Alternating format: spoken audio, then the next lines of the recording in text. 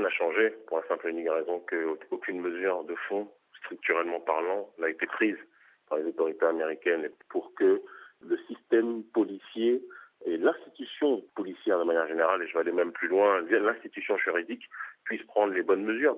On est à un stade aujourd'hui où des gens, il y a notamment le leader de la Nation of Islam, Louis Farrakhan, qui est en train de préparer une marche qui aura lieu au mois d'octobre, où ils sont en train de lancer le slogan « Justice or Health », la justice ou autre chose. C'est-à-dire qu'on est arrivé aujourd'hui à un niveau d'exaspération, de tension et de colère tel que les États-Unis sont aujourd'hui plus que jamais une poudrière.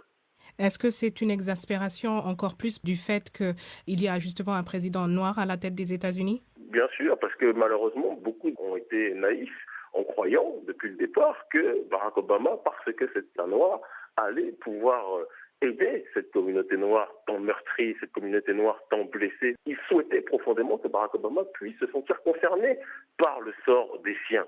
De la même façon que si un président juif était élu à la tête des États-Unis ou un autre président irlandais, où il aurait toujours un lien extrêmement fort avec ces communautés-là. Mais il se trouve que Barack Obama a décidé, c'est son choix, de prioriser son rôle de président des États-Unis, et sa politique n'est pas une politique visant à défendre une minorité ostracisée depuis plus de 5 siècles. Donc, dans un cas comme Ferguson et ceux qui sont arrivés après, on ne peut plus parler de violence policière?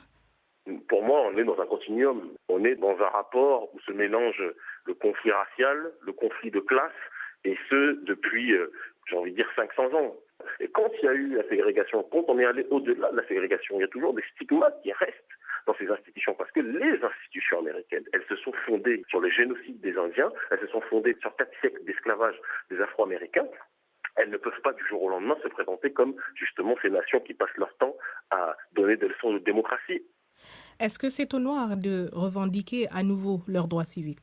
Je dirais que la communauté afro-américaine doit aujourd'hui se rapprocher fortement des institutions sur le continent africain. Et je pense que la communauté afro-américaine doit comprendre qu'elle doit se tourner aujourd'hui beaucoup plus vers le continent. Elle ne peut compter que sur sa maison, que sur les siens, plutôt que de compter sur le système américain qui les a délaissés depuis si longtemps.